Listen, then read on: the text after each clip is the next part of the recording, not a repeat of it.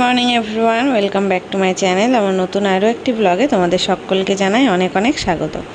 আজকে মঙ্গলবার আর এখন সকাল 10:30 মতন বাজে।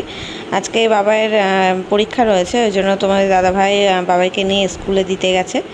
আর আমি সকাল থেকে একটু ব্যস্তই ছিলাম। যেদিনকে বাবার পরীক্ষা থাকে সেদিনকে সকালবেলা উঠে ওকে পড়ানো, তারপর মানে পড়তে বসানো। ও নিজেই পড়ে, কিন্তু ওকে না বললে তো জোর করে না বসালে ঘুম থেকে উঠতেই চায় না। তুলে দেওয়া, পড়তে বসানো, তারপরে খেয়ে দিয়ে যাবে সেটা সেই সব গুছিয়ে দেওয়া, এই করতে করতে সময় কেটে গেছে। সকালে আমাদের চা খাওয়া হয়ে গেছে।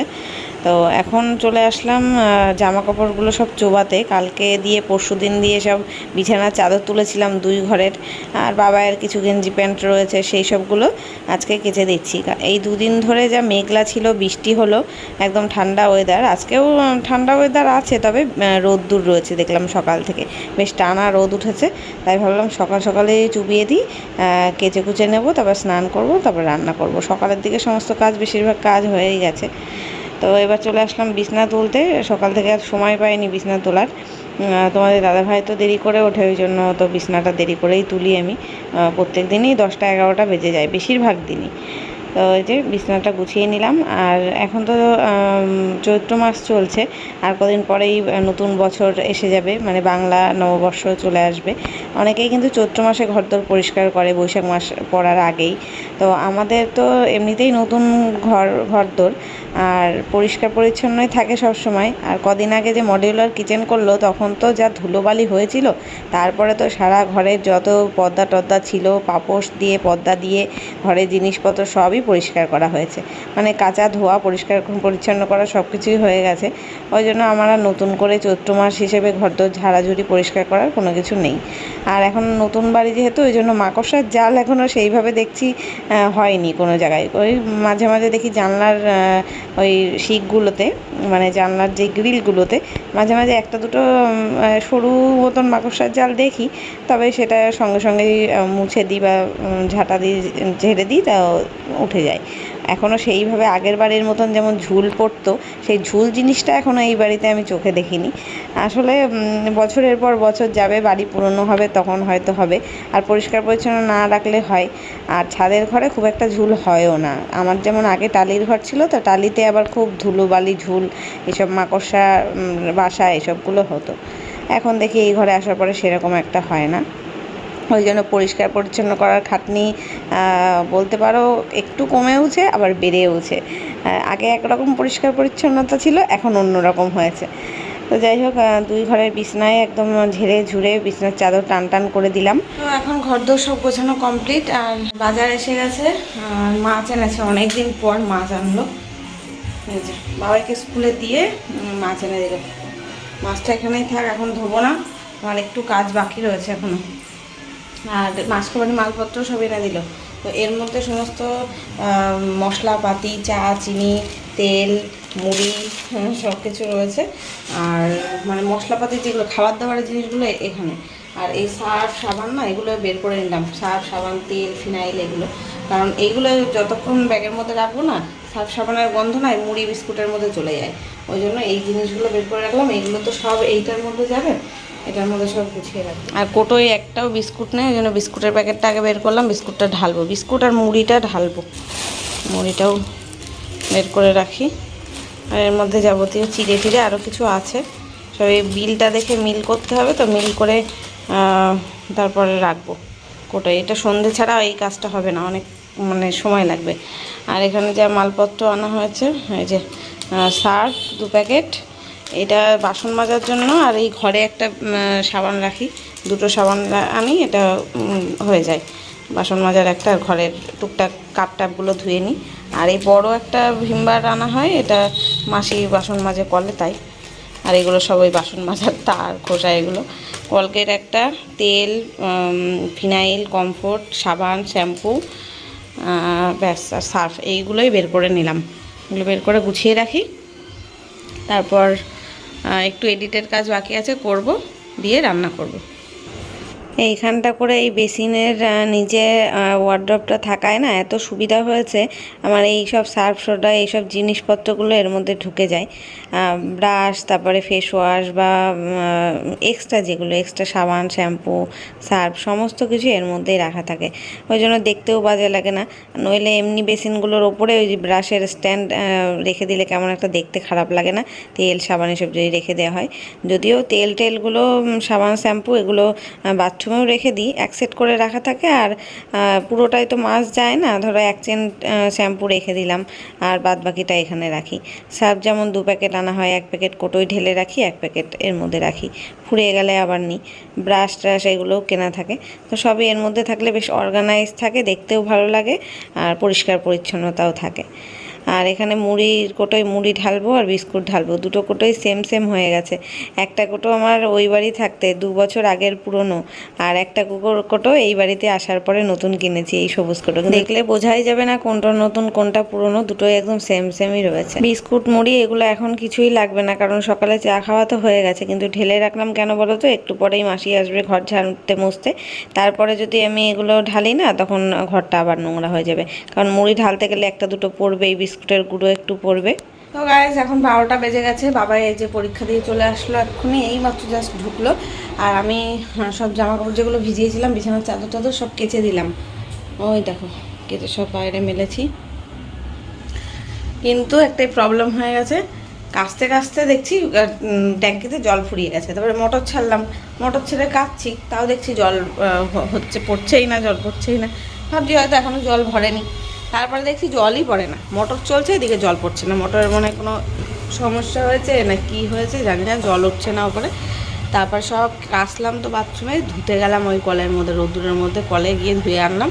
ভাবলাম কেচে কুচে স্নান করে নেবো, স্নান করে, কারণ মানে ভিজেই গেছি প্রায়, ভিজে আবার গায়ে শুকিয়ে গেছি রোদ্দুরে মেলতে মেলতে কাচতে কাচতে। তো সেই বাইরেই সব ধুলাম, ধুয়ে জামা কাপড় সব মেললাম, বিছানা চাদর টাদর ছিল বাইরে মেললাম। এখন ঘরে আসলাম, এখন কোনো কলের থেকেই জল পড়ছে না। মাছ এনেছে তোমাদের দাদাভাই, এখন মাছটা যে ধোবো তো সেই ধোয়ার মতন জল নেই। কলের থেকে রোদ্দুরের মধ্যে গিয়ে বসে কাজ করাও যাবে না, কলের থেকে এখন জল আনতে হবে বালতি করে, এনে তাই ধুতে হবে।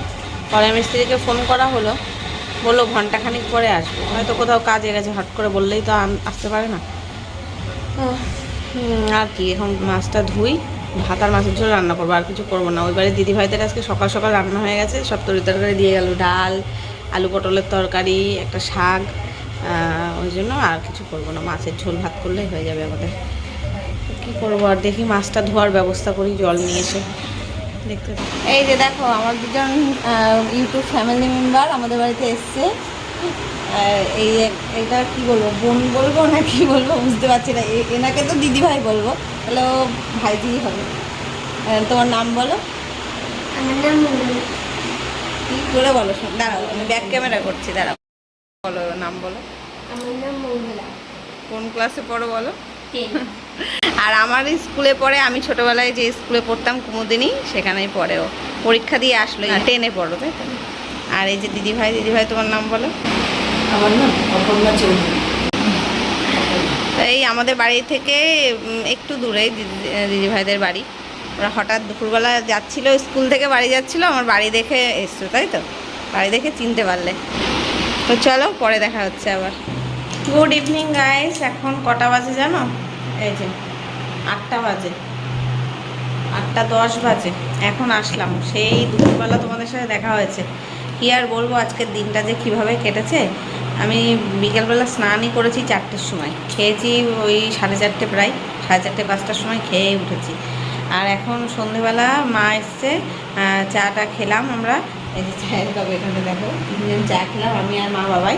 আর এখন আবার একটু চপ খাবো, তাই জন্য আনতে পাঠিয়েছি, মা আর বাবাই দুজনে মিলে গেছে আমাদের মোড়ে মাথার দোকানে চপ আনতে। এই ট্যাঙ্কিতে বললাম না জল উঠছিল না, মোটর খারাপ হয়ে গেছিলো। আসলে মোটর খারাপ হয়নি, পাইপটা লুজ হয়ে গেছিলো। পাইপ থেকে মোটরের চালালে জল পড়ছে, জল উঠছে, মানে জল পাইপের মধ্যে যাচ্ছে, কিন্তু পাইপ থেকে পুরো লিক হয়ে জল পড়ে যাচ্ছিলো। কলের ওখান থেকে কীভাবে হোক পাইপটা ভেঙে গেছে। এখন জানি না বাবা এরা ওখানে ফুটবল খেলে, ফুটবল লেগে হয়েছে নাকি কোনো কেউ পাঠা দিয়ে দিয়েছে তাই ভেঙে গেছে, নাকি মাসি বাসন মাজতে গিয়ে কোনো কিছুতে ধাক্কা লেগে ভেঙেছে, জানি না কীভাবে ভেঙেছে। ওটা ভেঙে একদম জল সব পড়ে যাচ্ছিলো।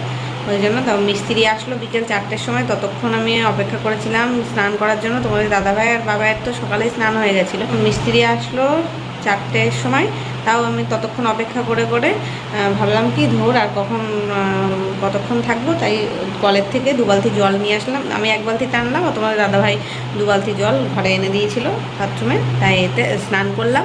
মানে স্নান করতে ঢুকেছি তখনই মিস্ত্রি এসে ঠিক করে দিল, তারপরে ট্যাঙ্কিতে জল উঠলো, তারপরে সব কাজকর্ম ঠিকভাবে করতে পারলাম। এইভাবে আর কি দিন কেটেছে। 5টার সময় খেয়ে দিয়ে উঠে একটু রেস্ট নিচ্ছিলাম, মা আসলো তো 6টার সময় আসলো। তো এখন এই হলো আপডেট দুপুর থেকে। এখন আর ভিডিওই করিনি, মাথা খারাপ হয়ে গেছিলো এই মোটরের টেনশানে যাবো না। ভাবছি এখন যদি মোটর খারাপ হয় আবার কিনতে হবে কি মোটর, তাই ভাবছি মোটরটা তো আর নতুন করে কেনা হয়নি এই বাড়িতে, সেই আমাদের পুরনো বাড়ির মোটর 3 বছর, হ্যাঁ 3 বছর মতো হচ্ছে বয়স। আর ছোটো তো আমাদের মোটরটা, ট্যাঙ্কি অনুযায়ী ছোট, বলেই ছিল মিস্ত্রি যে পরে কিন্তু কিনতে হবে, নইলে কতদিন যায় না লোড নিতে পারবে। তো যাই হোক, ঠাকুরের ইচ্ছাই খারাপ হয়নি, ঠিকই আছে। এই হচ্ছে ব্যাপার। তো চলো ওরা চপ নিয়ে আসুক, তারপরে একটু খাবো। চপ হোক স্যান্ডউইচ হোক যা হোক পাবে, পেলে আনুক, তারপরে খাবো। দেখতে থাকো, পরে আসছি।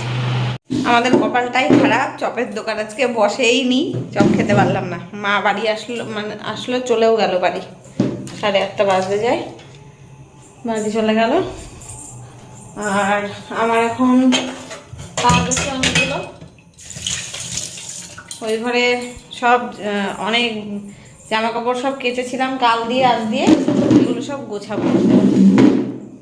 বিছানা চাদর টাদর সব শুকিয়ে গেছে, আজকে ভালো রোদ হয়েছে, কিচ্ছু জানি সব মানে যা কেচেছি আজকে সব শুকিয়ে গেছে। লাইটের সুইচ কোথায় সেটাই ভুলে যাচ্ছি। চলো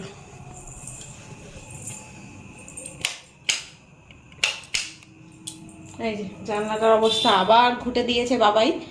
এখন এই জায়গাটা পরিষ্কার করি আমি, বিছনা টিছনা দিয়ে সব পরিষ্কার করি। আজকে সকাল সকাল কেচে খুব ভালো করেছি, সব কিছু শুকিয়ে গেছে। তোমাদের দাদাভাইয়ের মোটা মোটা প্যান্টগুলো পর্যন্ত শুকিয়ে গেছে, এত রোদের তাপ ছিল। আর বাবাইকে তোমরা এখন দেখতে পাচ্ছ না, বাবাই মায়ের সাথে গেছে ওই বাড়িতে।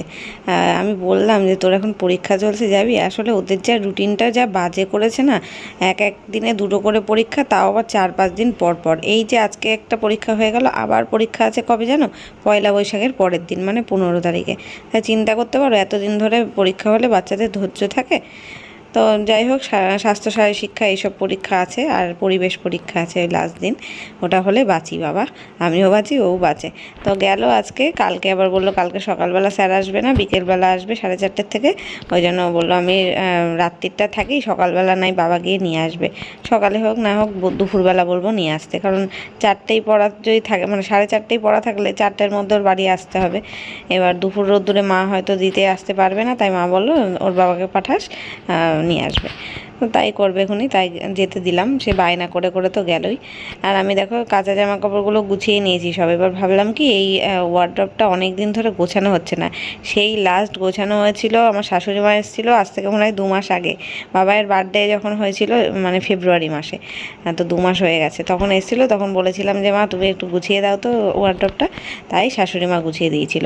সেই গোছানো, আর এই আজকে গোছানো হচ্ছে, আজকে আমি গোছাচ্ছি। এত লন্ডভন্ড হয়ে ঘুটে গেছে, মাঝে ওই শীতের জামা কাপড়গুলো তুলে দিয়েছিলাম, গরমের জামা কাপড়গুলো ছিল, তো সেই সবগুলো আর ভালো করে বেশ মানে অর্গানাইজ করে রাখা হয়নি। ওই জন্য একটা টানতে গিয়ে আর একটা টানে, আর সব ঘুটোপাটা করে ফেলে।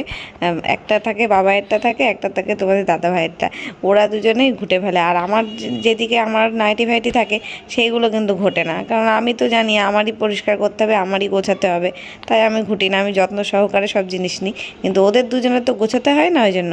আর ওদের বাবাইকে যদি বলি গোছা, বাবাই কী করবে জানো, জামা আর গেঞ্জি ভাঁজ করবে না, গোটো গোটো করে সব ঢুকিয়ে রেখে দেবে। বলো ওই তো আমি মা গুছিয়ে দিয়েছি। আমাকে একদিন বলছে মা আমি দেখো ওয়ার্ড্রপ গুছিয়েছি, দেখি কি সব জামা প্যান্ট গোটো গোটো করে মানে কোনো রকমে মুড়িয়ে ঠুটিয়ে সব রেখে দিয়েছে, তবে একদিকে জামা একদিকে প্যান্ট রেখেছে, ওটা নাকি ওর গোছানো। এই যে ফাইনালি ওয়ার্ড্রপটা গুছিয়ে নিলাম সুন্দর করে, যা লন্ডভন্ড হয়েছিল জামা কাপড়গুলো। এই উপরের থাকটাই সব তোমাদের দাদা ভাইয়ের জামা কাপড়, ডেলি পরার, এগুলো গেঞ্জি প্যান্ট। আর বাবায়ের এগুলো বাবায়ের মধ্যে কিছু এই ডান দিকে রেখেছি একটু ভালো জামা কাপড় যেগুলো প্যান্ট আছে, আর এই মাঝখানেগুলো সব ওর বাড়ি পরার গেঞ্জি প্যান্ট, আর এদিকেরগুলো সব ফুল প্যান্ট ফুল গেঞ্জি জিন্সের প্যান্ট এগুলো। আর আলমারিতে ওর ভালো জামা কাপড় রয়েছে। আর এর নিচের দিকে এই ব্যাগটার মধ্যে বাবায়ের যত জার্সি মোজা জার্সির প্যান্ট ড্রেস মানে খেলার ড্রেস সমস্ত কিছু এইটা ব্যাগের মধ্যে করে রাখলাম। ওগুলো সিনথেটিকের না, ওগুলো ভাঁজ খুলে তাড়াতাড়ি করে ঘুটিয়ে যায়, ওই জন্য এই ব্যাগের মধ্যে করে রাখি।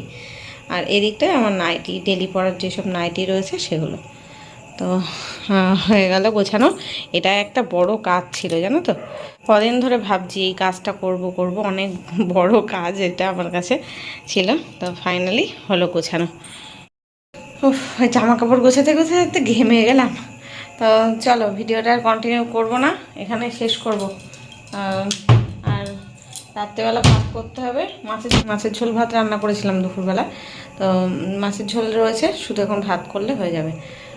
এই ফুলটা মা মনে হয় হাঁটতে বেরিয়েছিল, মা বিকেলবেলা অনেকক্ষণ আগে বেরিয়ে আমাদের বাড়ি ঢুকেছে সন্ধ্যেবেলা, কারণ জানে আমরা দুপুরবেলাটা ঘুমাই ওই টাইমটা। মা মনে হয় বাড়ির থেকে 5টার সময় বেরিয়েছে, আমাদের বাড়ি এসছে তখন 6টা 6:30 বাজে।